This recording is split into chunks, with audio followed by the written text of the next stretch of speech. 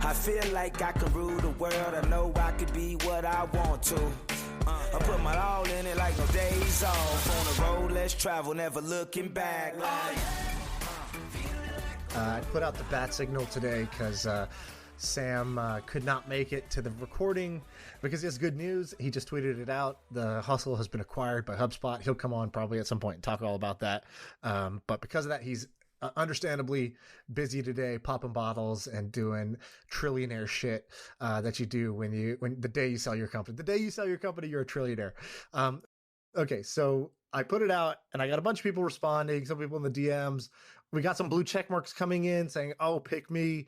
And we decided to go with the underdog. We picked Trevor McKendrick to come on the pod. If you suck, nobody will ever hear this, and this pod never happened. But if you're good, this is your time to shine, baby. You were one of the All Access Pass members. That's how I first got to know you. You're chief of staff at Lambda School. And most importantly, you applied intelligently to this call to action of come on the podcast. You sent me a screenshot of a bunch of ideas. And so I was like, good, that's way better than somebody just saying, oh, I'll do it. I'd be interested. I'm down. So you applied intelligently. So that gets rewarded. Some other people did as well. Don't get mad at me if you didn't get picked, but I just said, let's give it a shot. So Trevor, how does it feel to be here? Feels super great. I'm super excited to talk to you. Do you normally listen to the pod or no? Yeah, no, I listen all the time. Okay, great. So you already know the deal. You know how we do things. Actually, you probably know how we should do things, which is more about ideas. And sometimes we get off script and bullshit too much. So we'll try to stick to the script here. So ideas, do you consider yourself an idea man? I try to be as much as possible. Yeah, I got my list. Whenever something comes down, write it up. Okay, so we'll see how good your ideas are. So what I want you to do is you start spitballing ideas. And if it's interesting, we'll start talking about it. If it's dumb, I'm just going to say that's dumb and we could pass. If it's just I have nothing to say. Okay. And so you're going to be the machine gun firing out ideas and I'll just be deflecting and doing whatever I got to do. All right, so let's do it. Let's go. What ideas you got for me? All right, first up, I call it the $5 headshot, which is everyone wants a good headshot. Everyone's vain. Everyone needs a good headshot, but most headshots suck. Yes. It's like, why? It's like we have all these editing tools, we have all these things. Why don't people have good headshots? So the idea is pay $5 for an app that all it does is takes a headshot, editing tools specifically for a headshot, lighting, the whole thing. And the way that you grow it is you can share like 3 or 4 of your favorite pictures with your friends with the app logo at the bottom. They vote. This worked for like 99 Designs. Nice. So you get like confirmation that you got a great pick. Everyone else downloads the app, and then you got to pay $5 to download your favorite pic. Okay, so you have a headshot for your Twitter account, which is Trev McKendrick. Did you pay to get this headshot taken? My wife is a wedding photographer, so she did it. All right, so your wife did it for you. You're on this yellow background. Was that the real background, or you photoshopped a yellow background? Photoshopped it in to stand out. Gotcha. It was white before that, or what? It was like a outdoors background or something. Okay, gotcha. So you cut it out. Okay, great. I got a Facebook ad. If you look at the thumbnail of this podcast, that picture you see is not just a picture. That's an investment. I went and paid some guy $270, $300 maybe. I don't remember what it was. Basically, some guy was doing Facebook ads, and the Facebook ad was amazing because he just had a normal looking photo that somebody had as their like kind of LinkedIn bio, and then like this like ultra like sick looking photo of that same person. And he's like, I can do this for you. I take professional headshots. If you take your career seriously, just come in and get a good photo taken. You're going to want that to do things.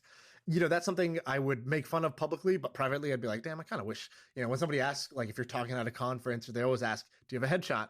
And then I'm sending them this like shitty low res thing of me from college. And they're like, you don't even look like that anymore. That's you 70 pounds ago. So I went and got this done and I paid $300 for this. So I'm a believer that people would pay for this. And I do think the tech could do this well. I don't know how this is much different than just like a normal photo editing app like Facetune or some shit like that. Is there something that's actually headshotty? There's friction. So like setting up your lighting. Lighting's everything for pictures. So like the app can tell you, hey, your lighting sucks. Pivot right or left until it looks good. And it's like, okay, you got the dotted outline. Take it here. It can also do things like there's friction between like exporting for like the 90 different platforms that your headshot needs to go into, right? So it can just one-click bump out to all the different formats. And if you look at like the Facetune and the other apps, the photo editing controls are like super complicated.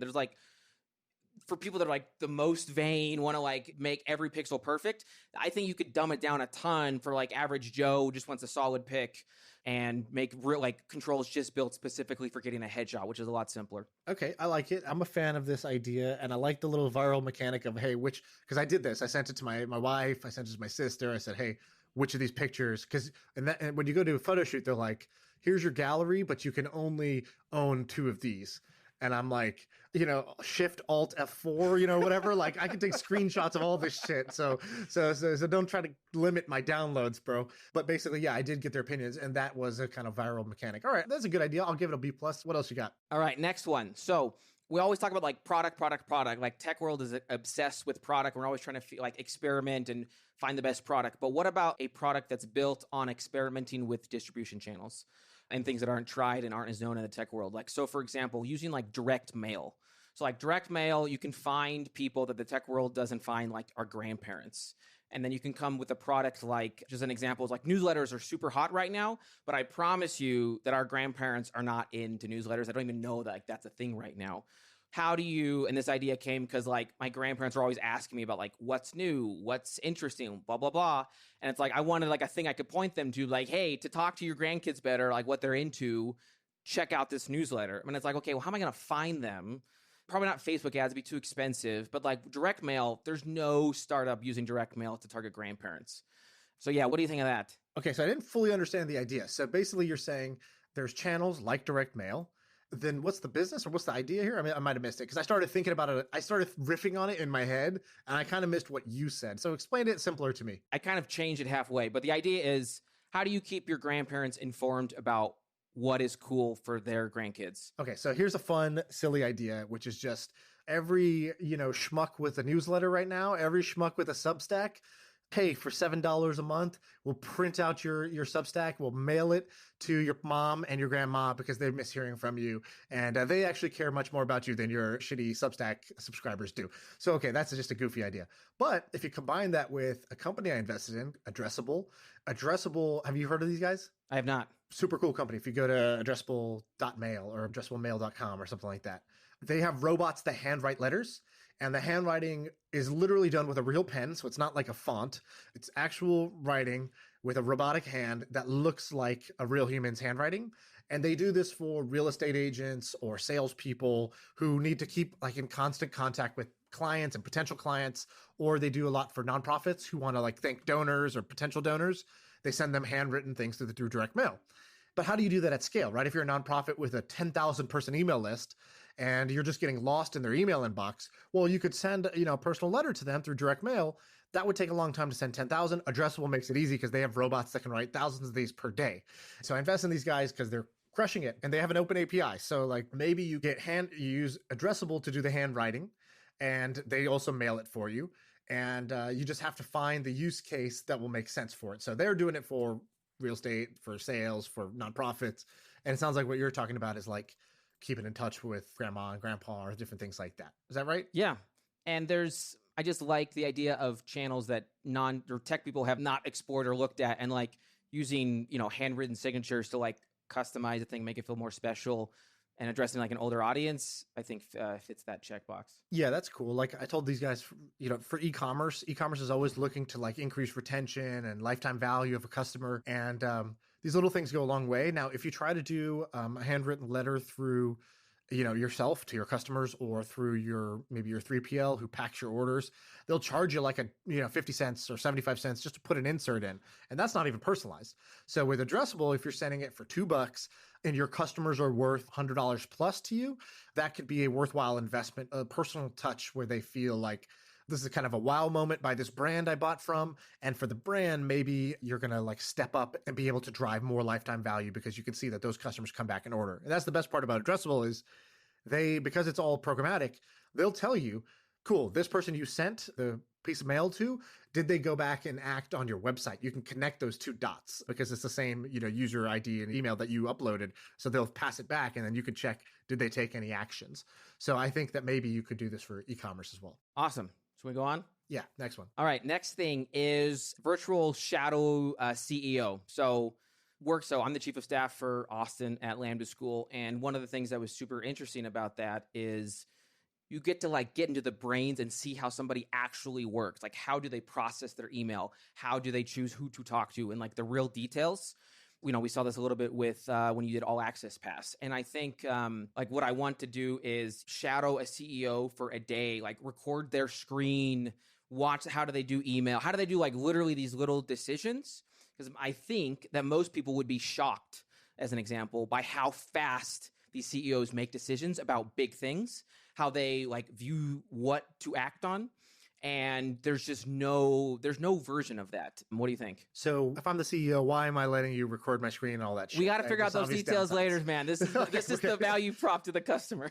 Okay, so I like the idea of being able to shadow CEOs. I'm obviously a believer in that. I did it myself. When I moved to San Francisco, I specifically didn't go start my own company. I wanted to work with somebody who had done it before. And I literally just said, I want to sit right next to you and see how you operate, because you've clearly had massive success.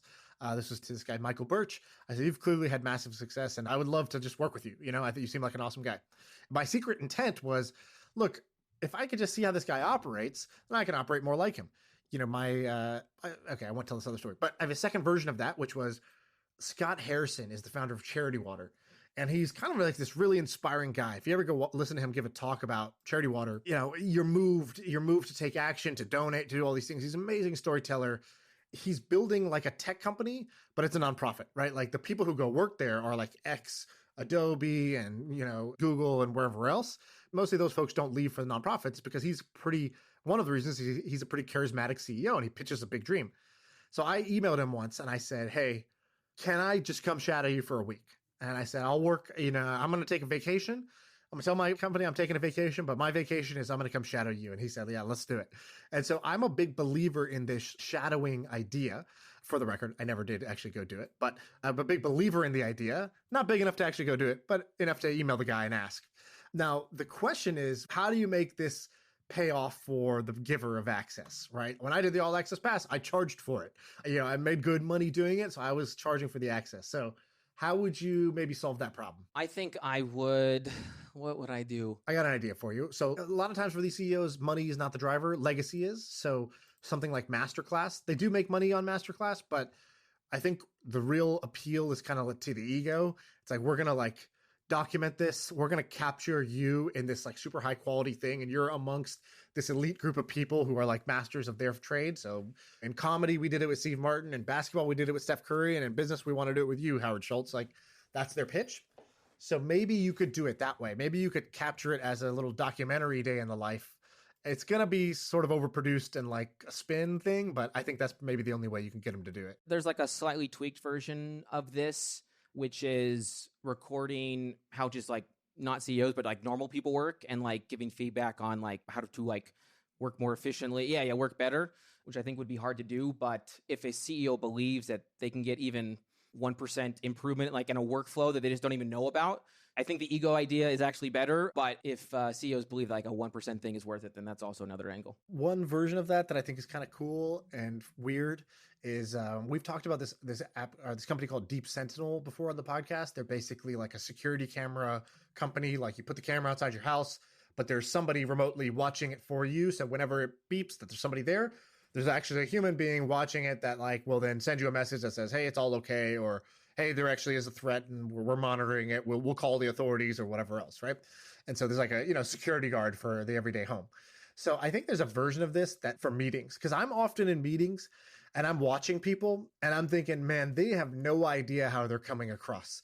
Either they're being rude, their body language is totally disinterested, they're too aggressive, they're too passive, whatever it is.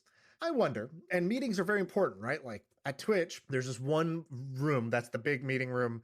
It's on the 9th floor of the office, and it's the big boardroom table, and it's where basically the CEO, he just kind of sits there all day, and different teams come in and talk to him. Like the amount of value that's in that room, right, in terms of people time and their salaries and the decisions that get made is all like super critical. But there's no feedback loop of like, how are you doing in these meetings? How are you running meetings, right? There's a lot of like executive coaching, but they're kind of like therapy. So I wonder if you could marry these three ideas, right? Marry the idea of executive coaching and the Deep Sentinel and meetings. And the way this would work is you put a little camera in your meeting room that gets piped to a coach. The coach is going to watch back the meetings and find game film like a basketball coach would, and say, they'll chop it up and they'll say, hey, they'll send it to you after the fact, like a day later, like 4 hours later or whatever. And they could say, hey, look, during this meeting, when this person was saying this thing, your body language is totally disinterested or confrontational. And look, you can see, if you pause right here, you can look and see their reaction to it. So that's a moment where you can improve. Because imagine like how much better we could be if we got that type of feedback that athletes get, where they get real footage that says, look, you did this, maybe you could have done Y instead. And then for the next game, they like have that little movie in their head. The question I'm asking myself for like all of these ideas for you is like, how much are you considering viability when you're riffing on ideas? For me, is like, I was like, I don't think the most important thing to Sean, which is why I was like, I'll pitch this shadow CEO thing. We'll figure out the hard half later. And then you like struck it down. So I was like, oh shit, like maybe maybe my calibration was wrong. Don't react to me. Just say what you think is interesting. But I would say, like, I always, in general with ideas, I think if you're looking at viability too early, what's going to happen is you're right most of the time that this is a bad idea, or it's not feasible, or it's too expensive, or whatever else. The 10% of ideas that actually had potential, you kind of struck down too early. And all you needed to do was think about them a little more, tweak them a little bit, pivot it to an adjacent market, and all of a sudden a bad idea became a good idea. So my process is desirability first, then viability. So the desirability was, I actually think you do learn a lot from shadowing people. I didn't understand what the incentive was, why the other person would desire it. Why would the CEO desire to have their moves tracked? And so that's why I went for a different idea that I think I've personally seen that these meetings are worth thousands, if not tens of thousands of dollars each. And that was hard for me to fathom until I worked at a big company. But it's true. If you're a partner at a consulting firm, or you're a executive in a company, every meeting is worth thousands of dollars of your time, other people's time, and then the decisions you make multiply that to become hundreds of thousands of dollars ideas or millions of dollars. Maybe you could get coached like an athlete gets coached. I find that to be interesting, but also so weird that I don't know how to interpret it. All right, next idea, Shopify for cash-based doctors. So if you want to get a procedure done, you can get it done generally a lot cheaper if you pay straight cash.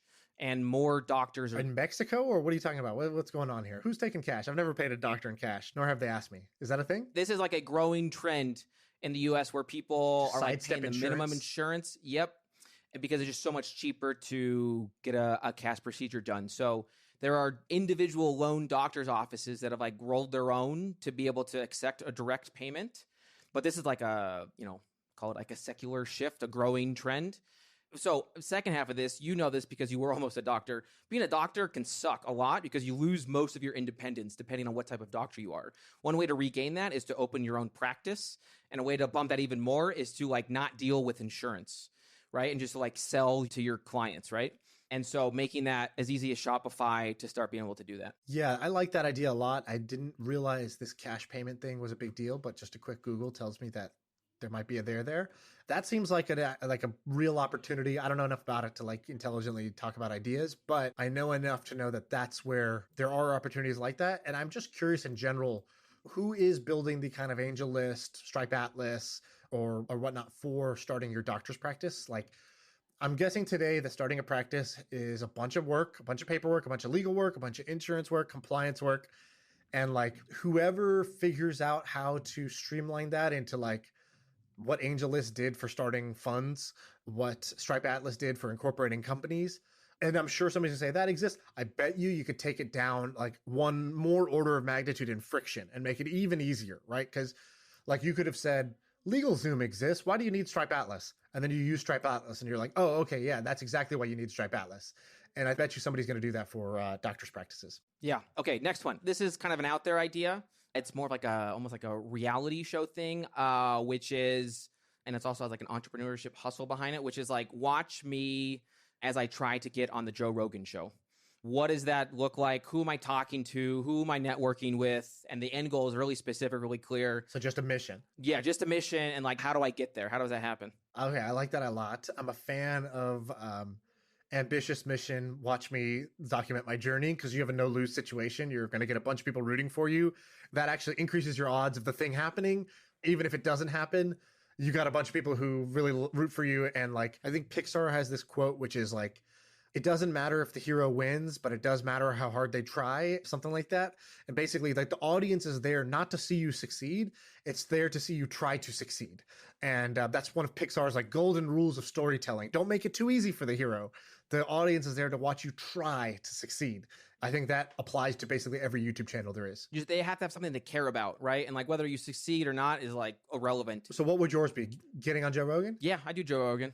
That's that or like Sam Harris, which is like a not My First Million, one of those. yeah, I won, guys, making the video today. We hope. Yeah. I think Joe Rogan's a great one. I mean, Oprah, whatever, maybe of last generation. I do think also it's cool to have something be authentic and slightly quirky. So like, it's one thing to say, you know, I want him. Joe Rogan is, I think the Joe Rogan one is good, but I think a better one might be like, let's say Michelle Obama, not Barack, but Michelle. Because I think if it's an obvious, you just want power, people don't root for it as much.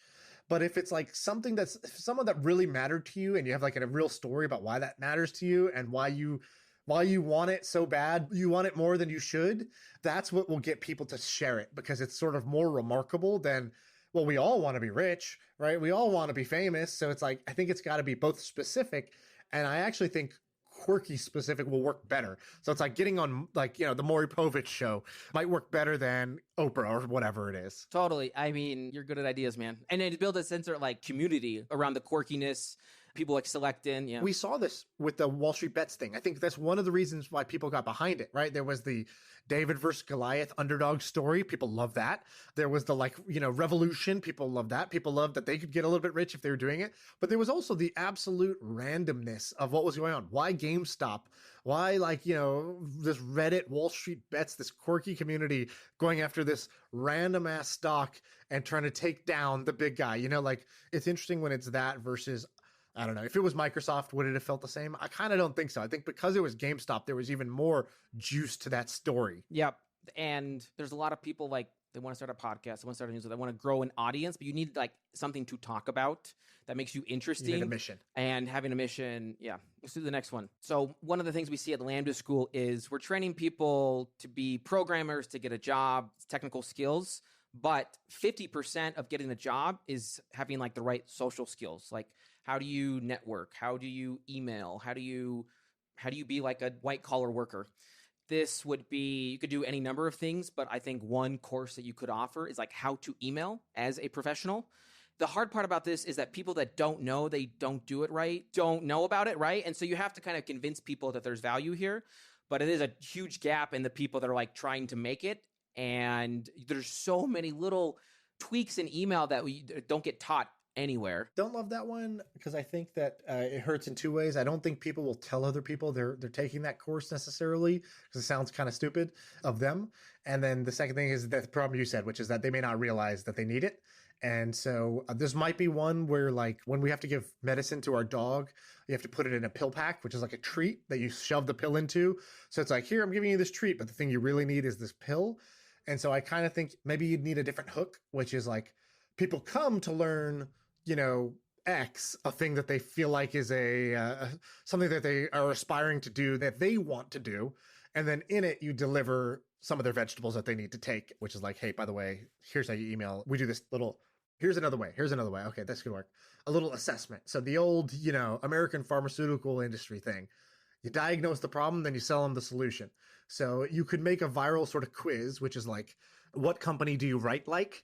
And you have to write it. It just comes in and says, oh, you need to write an email to your boss saying that you're going to be late today, or, you know, you're going to be out this week due to personal reasons, and your coworker is going to cover it for you. Just write that email. And then it tells you write at the level of a Wells Fargo employee, or like, no, you write at the level of a McKinsey associate or partner, or you're a lawyer or whatever. And I think that would be viral. And then you could upsell by the way, what do you think of my diagnose the problem, then sell them the solution idea? I think it is a much better version, or it's a great way to sell what I was talking about. I think it would be super tough to judge kind of what the writing level is. Oh, it's just arbitrary. It doesn't even fucking matter, right? You just... Oh, you're just like labeling them. Yeah, you just like, you know, you take a couple rough here, like what's the average word length that they're using? How many words total did they use? Did they, you know, whatever. You could program in just a couple of quick things and it doesn't matter. It's like a personality quiz, right? Like, I referenced Michael earlier. Michael Birch, who was an investor in my previous company, when he previously launched a social network, he was trying to think about how do you get users right away. He had just sold his company to a company called Tickle, which back in the day, all Tickle did was quizzes. And they started with really like kind of the kind of scientific personality quizzes that are like deeply rooted in whatever bullshit science that those are rooted in. You know, they sort of evolved based on what the market wanted to, like the most popular quiz was which dog are you? And you just take a quiz about shit you like. And then it's like, you're like a wiener dog. You're like a poodle. And people would share that. They would love their results and it went viral. So that's how Tickle grew to like $100 million company, was through these quizzes. So when he wanted to seed his social network, he's like, all right, cool. We need a social network, but like, how do we get all the users? So he went back to the well, he made a quiz, and the quiz was the best friend quiz. How well do you know me? So you would answer a bunch of questions about yourself, which is your favorite topic. Then you would send it to your friends and it would say, hey, this is a quiz to see how well you know me. They're kind of intrigued. Let me see what I get. They would try to answer what guess what your answers are. And they would get a score at the end of, here's your best friend score. You're a 76% or whatever it is. And then it would say, by the way, you should do this too. You take your quiz and send it back to them. 9 days, 1 million members. And so I've definitely seen these kind of like simple viral quiz type things be really high engagement and high sharing. They're not great for longevity, but in this case, you're actually selling a course. You're not trying to get them to come back and keep taking a writing assessment. And then you can have people compete against each other for like which label they are, how good they are. And that's an incentive to share it. You can track between your friends, and then the whole time you're selling whatever course it is that can help improve the writing. Okay, so if any Lambda School student wants to make a project out of this, I will sponsor. Is that how it works? Can I just be like, I'll pay $3,000 for any student who makes a good version of this? Can I do that at Lambda School? We'll get you someone for free to try for a month. Oh, perfect. Okay, great. So you heard this on the podcast. And then this is my mission. I'm going to call it 100,000 email addresses of people who take this quiz. That's going to be built by a Lambda School student as their like internship project. I'm going to show you how viral this can go. I love it. All right, this justifies my presence here to Austin. I can be like, hey, I pimped. Well, it's your investment too, so we're good here. We're good on both sides. All right. Exactly. Next up, call it GitHub for contracts or for lawyers. So if you've done any deal on the face of the planet that involves lawyers, it is the biggest pain in the ass because you're sending Word docs back and forth from each other with red lines, and it's a whole thing. So getting this started would be difficult, but the idea is creating a GitHub where you can track changes on a single doc between all parties. You can't hide anything on a single place, and it's easy to track, and it's one thing. The benefit of this is like you become like the platform for contracts that everyone uses.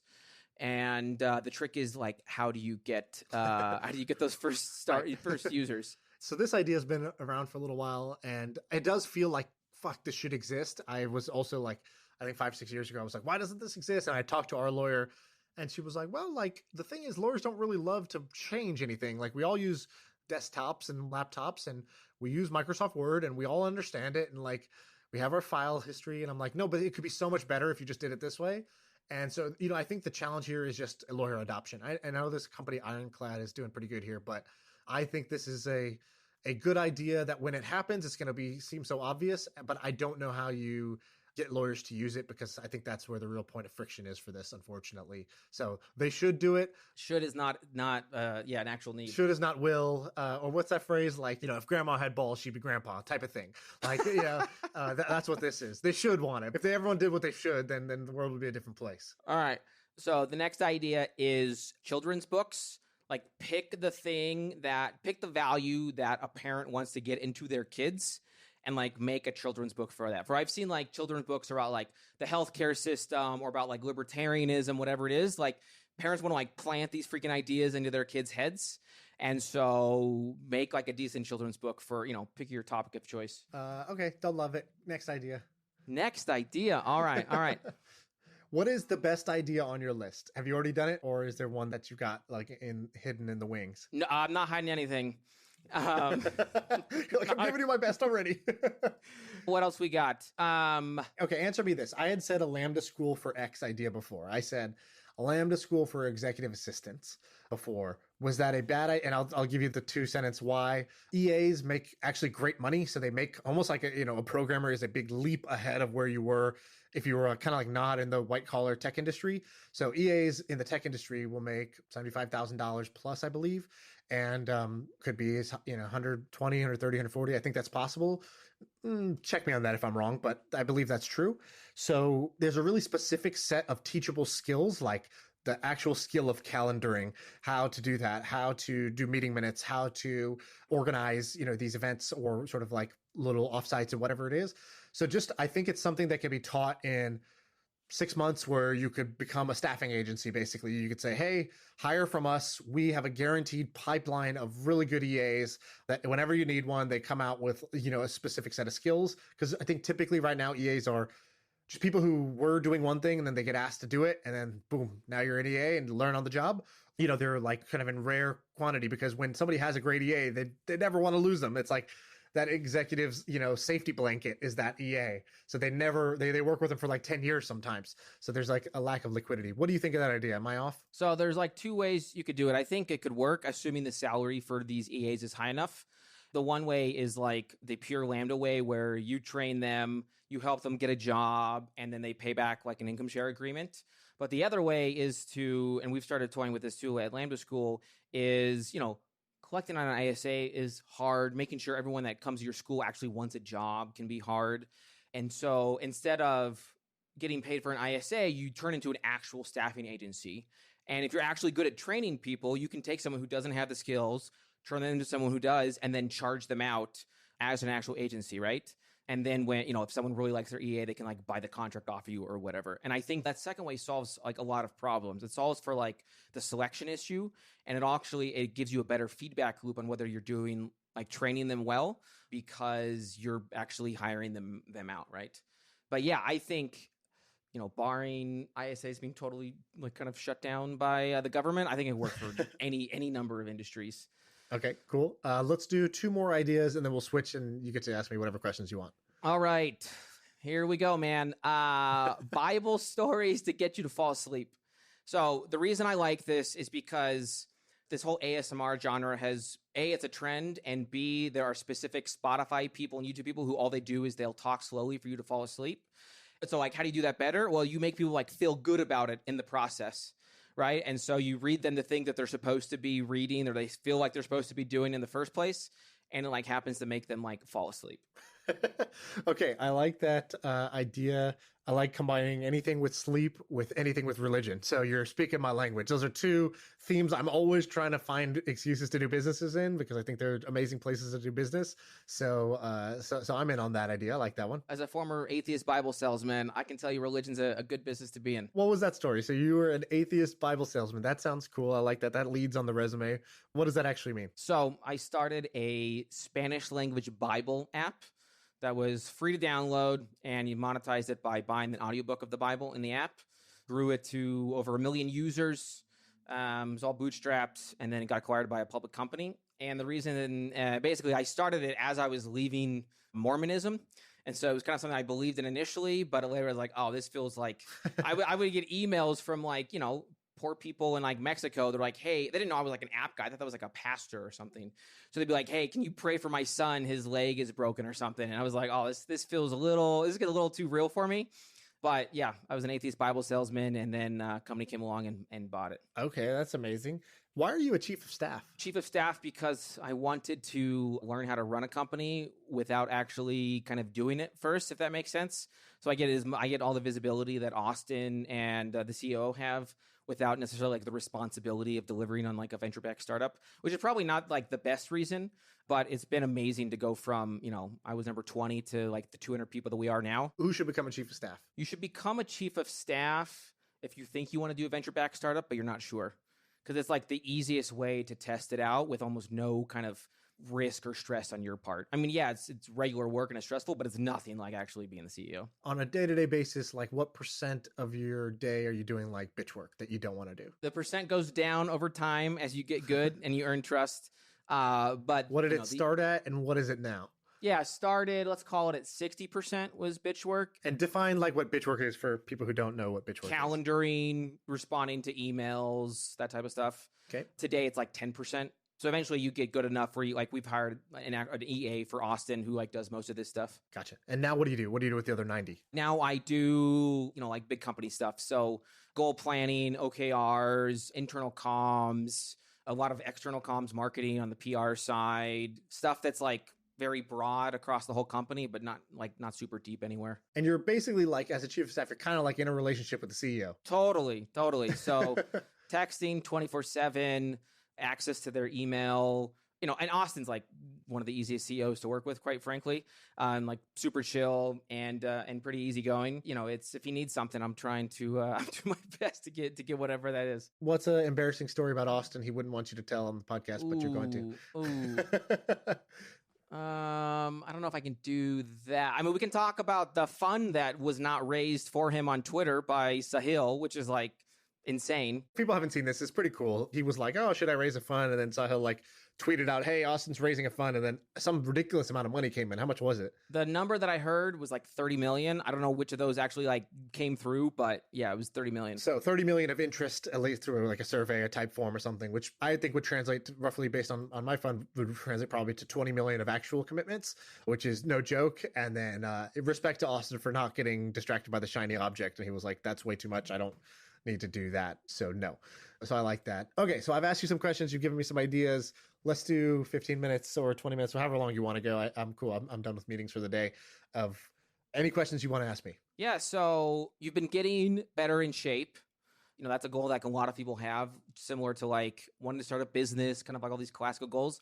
And like some people for whatever, like can't do the thing. They're like not motivated or whatever the reason is. For a long time, you weren't able to get in shape. I know you say like I've hired a coach and I like built this system. Do you think it would have been possible? I want to hear about how you would have done it without that stuff, or if it was just not going to happen. So I was exactly that person that was like shoulding all over myself, as we say. I should get in shape. I should work out. I should go to the gym today. I should eat better. I should not take this 10th nacho, like whatever. And I had tried to get in shape. I had half tried 5 times, which results in 0 times of actually getting in shape. And so, I'd say there's really like 2 kind of core things to get done. This is my Tony Robbins like preaching coming through here. We don't get our shoulds, we get our musts. And so when it becomes a must for you, it happens. When it becomes a must for you, you make things move the right direction that they need to in order to just come through. And so for me, it became a must because it really just elevated to that level of importance to me where I said, I put it as my number 1 goal for the year. So you can see a friend made this for me, but he sent this is actually cool. I've talked about Ramon on the podcast before, saying he's a great guy and he's an amazing friend. He texted me like, hey, what are your goals for 2021? And he made them into this like he printed them out, got them in on a little plaque thing. And it was like Sean's 2021 goals. And the number 1 thing you see there is get fit through habits. And I made it number 1. And I committed publicly that I was doing this. So there's no backing out. There's all kinds of little mechanics, but really all the how comes after the why is big enough. So my why got big enough where I was like, no more. And I made a commitment to myself that I was going to do that. And that this was the time. The must for me was like, look, if it doesn't happen this time, when I have all the resources, I'm literally sheltered in place at home. And I've said it so many times, if this isn't the time, then I'm just not that guy. I refuse to accept that. Like I am that guy. I am that guy who decides something and then does it. And so it became a conflict of ego with myself. And so it had to be like, I had to do it. So that was a must. And then I started saying, okay, cool. Now I'm going to stack the odds in my favor to make it happen. So that's when I was like, okay, cool. Well, what do I need it to be? I need it to be easy, right? Why make it hard? So then I was like, cool, I'm going to do it at home, not have to go to the gym. Let's take that out. Food, cool. I'm going to get meal prep service so that I don't have to decide to eat healthy each meal. Each meal is not a decision. No, each meal is already in the fridge, meal prepped. Boom, like that got done. Then I made it fun because I was like, if it's not fun, I'm not going to stick with it. So I hired a trainer I liked, who's cool to hang out with, that, you know, makes the exercise fun. And I found food that I actually like, that's healthy. And I put no pressure on myself. I said, it doesn't matter if this takes me 3 months, 6 months, 12 months, 25 months, 36 months. I don't care how long this takes me. I took 32 years to get fat. If it takes me 3 years to get skinny, that's all right. It's okay with me. And so that reduction of pressure took a lot of the stress away also of doing it, and made it more enjoyable for me to make it happen. So those were some of the things that like changed for me, that shift. I think it's important to note that the order that you did those, because the second was like the infrastructure, whatever. The first was like, no, I'm just like going to do this. And I found for myself too, I lost 25 pounds last year, and it was kind of like the same thing where it's like, no, this has to happen. And I think people underestimate just having will, how much having will can make things happen. You don't get your what you want, you get your musts. And that's like the biggest thing. And so once it becomes an actual must, the world will start to move. My method is irrelevant, whether you can afford a trainer or not, and you have the time to meal prep or not. Those don't really matter in the end, because the person for whom it becomes a must, they will figure out the way to do it, right? They will, with no, guys in jail with no equipment can just do push-ups all day and then eat slop and get, ripped. And so there's really no excuse. I also heard a funny thing, which is, my friend said this, is totally politically incorrect, but I'm going to say it because I think it's funny and it struck a chord with me. It's not okay to be rich and fat. And he goes, if you're poor, look, getting in shape is probably like, maybe not the most important thing for you. Maybe you don't have access to healthy food. Maybe you don't have time. Maybe you're working multiple jobs. But if you're rich, no excuse, bro. And I just thought, it's like, it went against what I normally see, which is that usually the richer you get, the chubbier you get. And I thought, that's so true. There's no excuse. Your excuses are gone if you're rich to be fat. So that in that case, if you have no excuse, then you can't do it. You can't be rich and fat. And I adopted that. And I can't say his name or he'll get canceled. All right. I'm okay. I'm going to keep saying things so nobody can cancel me, because there's just too many. I'm going the Trump route. Say everything and you eventually become immune. It's like a person with a great immune system, after living in the swamps. Let's talk about you growing your audience. So this is clearly a goal that you have made, and you've played around with like I think you've called it like the what red pill are you? Like, what is the thing that people know you for? I think in your Twitter bio right now, it says the idea guy, which is, to me, is funny because people like always shit on the idea guy. Yeah. So how do you think about growing your audience? So also became a must for me. I was like, I got to do this.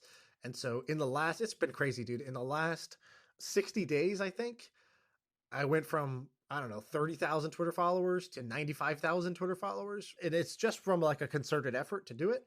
And so that part's working. I would say I still haven't found my red pill.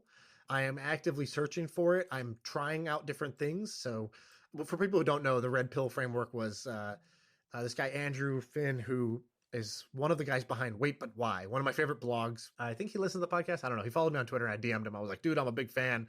Would love to, hang sometime. And we talked one time and I asked him, what's the trick with content? And I just asked all kinds of random questions like this, but I said, what's the thing about content that people just don't get? And I forgot one of these questions triggered him to say this. He goes, that moment in the Matrix where Morpheus reaches out and he's got the blue pill in one hand, he's got the red pill in the other. And he's asking Neo, like, do you want the truth or do you want to just keep living in sort of your fairy tale fake life? If you want the truth, you can see how far the rabbit hole goes.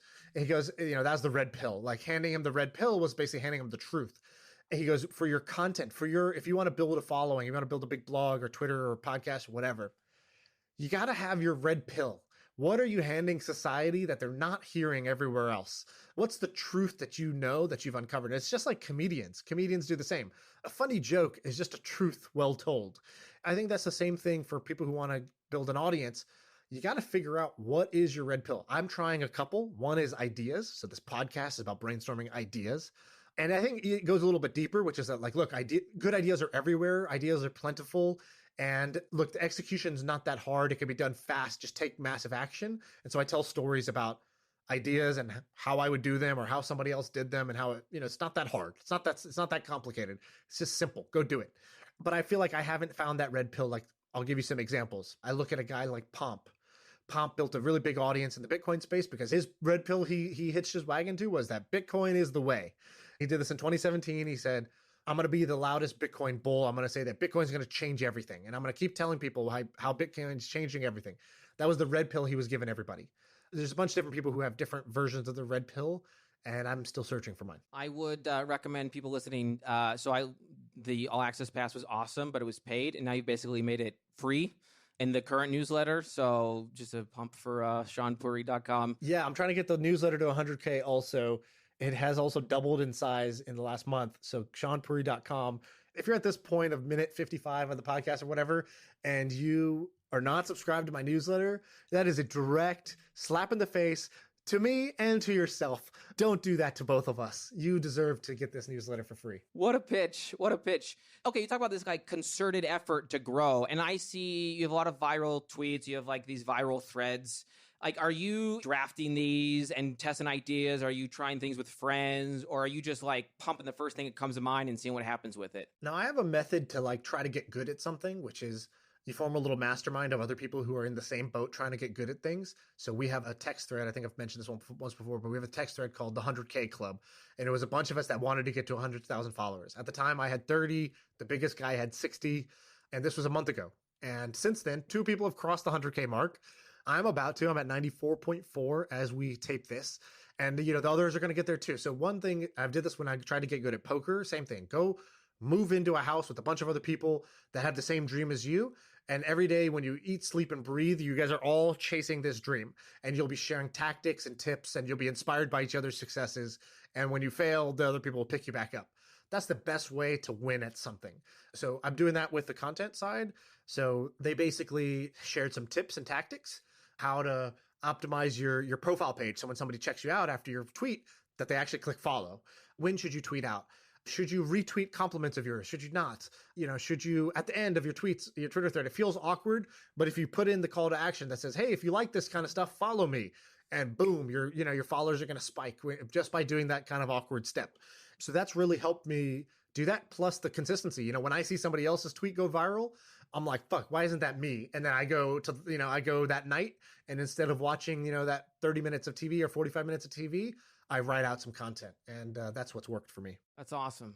Yeah, it's one of the things I've tried to do is, I don't know if you've heard of Readwise. I've heard of it, yeah. One of the things it does, it lets you save Twitter threads, and they have a leaderboard of who has the most saved threads. And so trying to march up that is like a sign of not just quantity, but like quality, like how much people actually like the things you're making. I hate those things, by the way. Every time I tweet something, the first comments are always like, at Readwise, at Threader app, yeah. Or it's like, dude, what is this spam? Like, what was it so hard just to read this? Like, why do you need this? Like, compile this for me. Doesn't Twitter do that? What is the appeal of this? I don't understand. I love that. Like, these are the people that are like most interested in your content, and you're like, what the hell are you doing? Saving my words. I don't even understand it. Why are they doing that? Why don't they just read the thing? Because they want to reference it. So they want to like save. Oh, it's a bookmark. They can sort of do a document that they can save, and yeah, it's a bookmark. Exactly. Oh, wow. Okay. Yeah. Not saying that smart things. You don't need to save all this shit. Just hit the retweet button and move on. That's all I ask. So at least I don't think you talk about this much on the podcast from what I've heard, but it's obvious that one of the things you're really good at, and you've told a couple of stories about this, is persuading people to kind of get behind whatever your vision or your idea is. You told some story about you had dinner with this random guy who also had a bunch of charisma, and you like, yeah. How do you deal with your superpower? You have an idea, you have a thing you want to do. How do you think about rallying the troops to kind of get people behind you and into a thing? Well, I think it's super important, first of all, right? So I place importance on it. A lot of people think it's a nice to have. For me, I'm like, well, that's what I do. That's important. Like that. I've seen so much value come from it. I treat it like it's work. It feels like play, but I treat it with some importance is what I mean. I don't just like hope it happens or like get to it when I get to it. I'm like, no, let me actively try to do this. I think people respond best to stories. And that's why I talk about storytelling a lot. That's why I told that story of that guy, Billy, that you remembered, right? Like this guy I met in a sushi restaurant, and he was so charismatic. And then I asked him, like, dude, you have this power of persuasion. I'm like mesmerized by you. As awkward as this sounds, like we just had a date, and that was a great date. You just took me out to sushi and wined and dined me. That was awesome. How do you deal with this? And he told me in that moment, he goes, if your intentions are good, then use all you got, right? And so same thing. I don't feel awkward or manipulative. Some people feel salesy if they're trying to persuade somebody of something or get somebody behind something. I don't think that. I just have a really tight filter at the beginning. I try not to do shit that's bad, that'll be bad for you or stupid or a bad investment or a bad product. I try to just deal with good things that I genuinely believe in, and then I carry zero guilt about sharing those with the world. In fact, I feel the opposite. I feel like I'm giving a gift out whenever I talk about it. When I talk about it, I try to talk about it through stories. because I think that's what sticks in people's heads. And I think that's what gets people interested in hearing what you have to say. And so then I started to think about what makes a good story and started to practice doing that. And anytime I hear a good story, I sort of try to think about what made that such an interesting story. Oh, wow. Like one thing that makes a good story is stakes. Stakes meaning like what was on the line for the person who was telling the story. So it's one thing to say, I really wanted this to happen, but I'm already happy and I'm rich and it's all good. And if it didn't happen, it's all good. Well, that story has no stakes, and so it's not going to stick with people. But when somebody says, I was down to my last dollar, and if I didn't do this, whatever was going to, bad things were going to happen to me, and I pushed my chips all in, and boom, here's what happened from it. Now people are invested because stakes matter. So there's just a whole bunch of different mechanics that make for a good story. So I try to study those, and I actually think I'm just like I'm a white belt at the game of storytelling, but at least I show up to the dojo. Most people don't even consider it an art, so they don't practice it. So when you say using storytelling to, rally the troops, like let's say, I don't know, you're recruiting someone for a new project, whatever it is, you find like a compelling story about what you're doing to get them vested, or how does that work? Yeah, like give me an example of some time where you wish you had this superpower, and let's see if I've had an experience like that. I mean, I was kind of using an example of like recruiting somebody. Let me think about. Okay, so like a project, let's say as a hypothetical example at Lambda, I had a hypothesis that we should make it more difficult to get in, not more difficult, but have a higher bar so that the quality of people in are better, so that we're more likely to get paid. How do you persuade people that that's a thing that, you have to get legal, you have to get all these people to buy in? How do you do that? You got to know your audience. So if your audience is legal, sometimes people are not, they have to first be open. And sometimes they're not open because their job, literally. That was just one example, though. There's the core is first you got to know your audience. Where is your audience at? Is your audience in a defensive position because they're so used to being defensive about things or they feel attacked? In which case, you're not going to persuade them until you get them to put their defenses down, right? Like if you're a boxer and you're trying to hit somebody, it's not about just keep throwing punches. It's in fact, sometimes you make yourself available so that they stop playing defense and they go on offense, and now they become open. And so first, it's like, where's your audience at? Are they familiar with the topic? Are they down in the dumps and they need inspiration? Are they defensive because they feel like they're being attacked? So you got to kind of know where your audience is at first, because that will change your strategy on how you're going to approach this. And then you sort of take out the right story, right? So if somebody needs inspiration on how something can go, I think personal stories do better than abstract stories.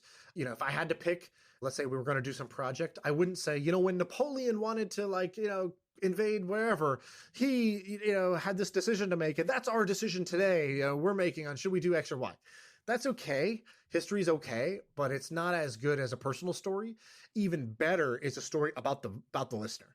That's like, now you're really cooking with gas if you can really tell a story about them. So I'll give you a story on the recruiting side.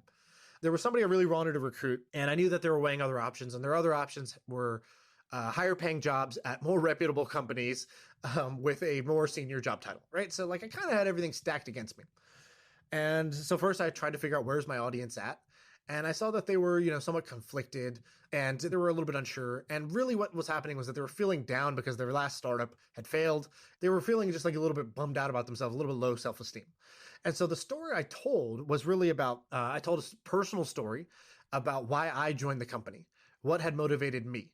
And I told a story that tracked very similarly to where they were at, right? I was down in the dumps because I had failed before. I met this guy. I was sort of hesitant because shouldn't I go with this more sure thing? But something told me I need to make a bet here. And here's how it all worked out for me and has this happy ending. And in you, I see you having these two paths. Here's what could happen. You go down this story and here's how this plays out. Or I think you could go this way. And just as a friend, I'm rooting for you to go down path B, right? Because I think that's going to be the more exciting version. That's going to be the story you want to tell your kids. That's going to be the story you want to be telling on stage 3 years from now when you're at the growth conference and you're talking about how you led this initiative or how you made this happen. And so I think it's about figuring out who's your audience, what's motivating them right now, telling personal stories either about yourself or about them, and ideally like tapping into whatever is most inspiring or desirable to them. How do you get someone who knows, with this person, you're not like negotiating against each other, but he knows that you have an interest in him joining. How do you get that person to like open up about what they are actually thinking and what their kind of vulnerabilities are? You just be honest. You just be honest and you ask. So if you first say, look, obviously it's in my best interest if you pick us. I'm excited about having you here.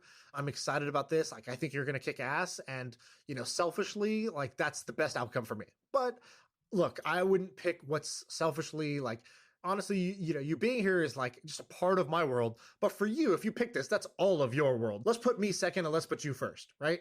So I'll say something like that because I genuinely think that's true. Like, they should just make the best decision for them. And I'll be honest, hey, I have a conflict of interest here. I want you to pick this. So you should know that going in. You decide if what I'm saying speaks to you or it doesn't, right? Because I can just tell you my side of the story. And if that resonates, it's because it's true for you.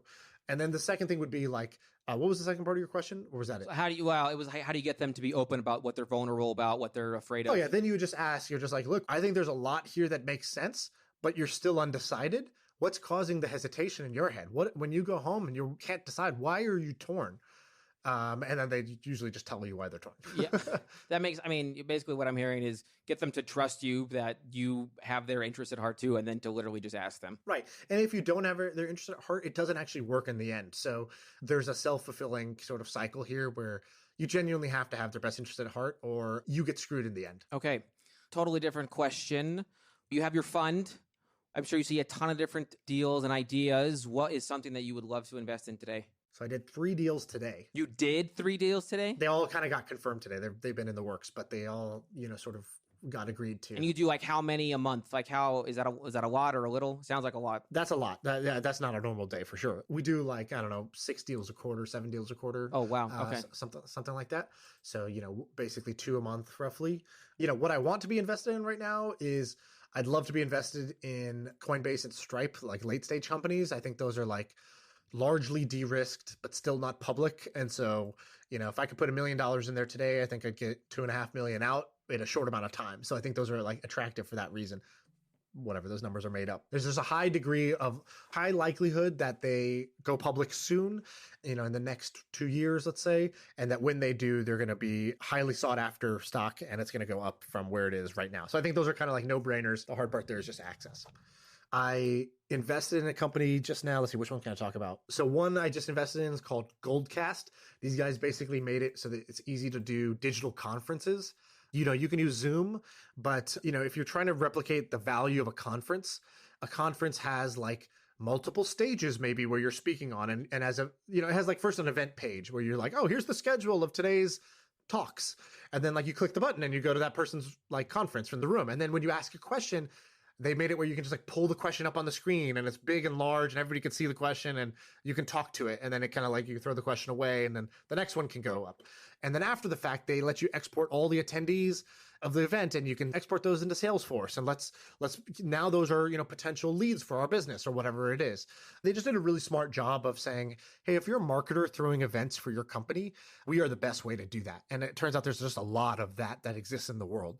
They're kind of a competitor to Hopin, which was sort of got a lot of press because, within like a year, they got like $1 billion valuation or something nuts because it's just a big space and it's going to continue on post-COVID, I believe. So that's one I'm excited about. There's a company called Joe Coffee that I think is really cool that I just invested in. What they did was, Starbucks, if you just look at like Starbucks versus the independent coffee chains, right? The mom and pops. And so Starbucks on one hand has all this money to invest in technology. So the Starbucks app is like amazing. You can order ahead. You can find a nearby store. You can pay without taking out your credit card just through the app. You can save your favorites. You get stars every time you go by. So you're like incentivized to keep coming back. So Starbucks has this like app that's like this amazing experience. And then Joe Coffee basically was like, oh, actually, let's just give that same superpower to every mom and pop coffee shop that exists. And so now if you're a mom and pop coffee shop, you can say, hey, download the Joe app. We're on there. And then, hey, we'll save your orders. You can pay ahead. You can pick up mobile order, like all those good things. And they're kind of kicking ass. They have like, I don't know how much I can say, but they have like, over 1,000 coffee shops on board using them. Those coffee shops are seeing an uptick in sales when somebody has the app, they'll actually buy a little bit more because you can kind of quickly upsell things and they'll come back more because they're getting loyalty rewards and points for every time they come back to you. And, their favorite order is saved. It's super convenient. They don't have to like wait in line. And so I just think this is a really cool business that falls into this general category called, it's the Shopify model. Shopify had this great quote, which is, Amazon is the empire and Shopify is trying to arm the rebels. Well, Joe Coffee is doing the same thing. Starbucks is the empire and they're trying to arm the rebels with the tools and they need to be able to compete in the modern day world. Is that Joe.coffee or Joe? There's like a bunch of Joe Coffees. JoeCoffeeCompany.com? I think it's Joe.coffee. I think it might be Joe.coffee is it. Okay, cool. And so, okay, you were one of the first people to do a fund, which was... Rolling fund. Excuse me, rolling fund. Thank you. When your audience was at least your Twitter audience was much smaller. I assume like your Silicon Valley audience was relatively the same size it is today. So why were you able to do that? And like, what gives you access to the companies and the deals that you see today? Like if someone's like, hey, I want to be Sean in 5 years, how do they do that? I was a podcast listener and I felt when I listened to Bill Simmons or Jason Calacanis or different people I've been listening to a couple of years of listening to their podcasts, I felt like I know this guy. I like this guy. I trust this guy. I felt that. And I was like, man, it's really powerful. I know podcasts aren't super popular. Maybe newsletters more popular, maybe blogs, Twitter, whatever else. But I just felt like if I'm in your ears for 45 minutes a day, you're going to make a decision. You're going to say, this guy's annoying. I don't like him. He's stupid. And you're going to churn out. Fair decision by you. Or if you stick around, this like deep trust is going to form. And I just said, I told my friend Sully, I said, I don't know why I want to do this. It's not a great, it's not a great use of time for like money. I could do more with business, but I just feel like there's a lot of value in just being in people's ear balls every day. And he's like, what do you mean? I said, I just think if you wake up and you're putting me in your ears on your way to work, I'm probably more influential to you than, 99% of the people that you work with, your friends, people you don't hear from all the time, because I'm just in your ears all the time. Right. And so I just thought that was valuable. So why did the fund work? The fund worked because I did the podcast for a year. Whoever was listening at that point was like, cool, I like this guy, I trust this guy. I think this guy's going to do well with his investments. If I can give him the money, he does all the work. Great. That's a great way for me to co-invest into a bunch of cool startups. So that's why I was able to raise the fund without tapping into anybody I knew in real life. Is that how you get access to deals too? You think people know you from the podcast? It sounds like you had a pretty decent network before the podcast. Yeah, the deals I don't want to come from the podcast, to be honest. The deals mostly I want to come from my network in the tech world in Silicon Valley and whatnot, because I think that's where the higher quality deals are than just like general inbound. But it does help me get in because I say, hey, when I shout out Joe Coffee or Goldcast, I bet you there's somebody out there right now working at a company who's got like an event they want to host for a bunch of potential customers, or like a meetup or a conference that they host every year. And now with COVID, it's all thrown out the window. They're going to go get customers from this because it's a genuinely good product. And I brought it to the limelight. So it does help me get in, because when it's a good deal, getting in is the hard part. It's I've said this before, but startups are a unique asset. It's not like a stock where if you want to get in, you just buy it and it's yours. For startups, you have to pitch why, I pick you, but you have to pick me too. And so the investors that's why you see so many investors trying to build their brand on Clubhouse and Twitter and everywhere else, because they want to be known so that not only do they get inbound deal flow, but that when they want to get in a deal, those founders feel like they know them and they want them to be a part of the company. Is it harder and more valuable to raise the fund or to be able to get into the deals? Or is that like the same thing? For most people, it's hard to raise the money, right? Because where the hell else are you going to get all the money to invest? For me, I probably could have just hit up people with my network and say, hey, I'm interested in starting a fund. And that was the good news of being in San Francisco for a while, was I'd met enough wealthy people who I'd done business with. They had seen me, and so they would have invested. So for me, I probably could have got the money elsewhere. So for me, access is probably more important. But for the average person, I think that raising the money would be the hard part. All right. You want to do a couple more? How are you feeling? We can cut it off whenever you want to cut it off. I have 10 minutes, but if you're like, I don't really genuinely have any more questions, that's also cool. I got wild questions like why Bitcoin and not Ethereum? Well, the answer is actually both, right? I bought both. I'm like... Oh, you did? Okay. Yeah. I'm like 80-20 split of Bitcoin and Ethereum. Kind of always have been. I just talk about Bitcoin more because I think the important thing right now is for people to understand a simple idea, which is that Bitcoin is like digital gold. It is an amazing way to store wealth.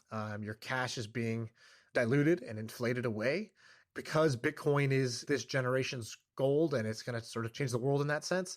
I like to just talk about that. Ethereum is a much more complicated concept. I'm a believer in it, but I believe in Bitcoin more. And I think just for publicly talking about it, I think that talking about Bitcoin is just easier for people to understand and get their toes in the world of crypto. And then once they taste Bitcoin, they're like, ooh, what else you got? And I'm like, hey, here's Ethereum. All right, let's call it there. Cool.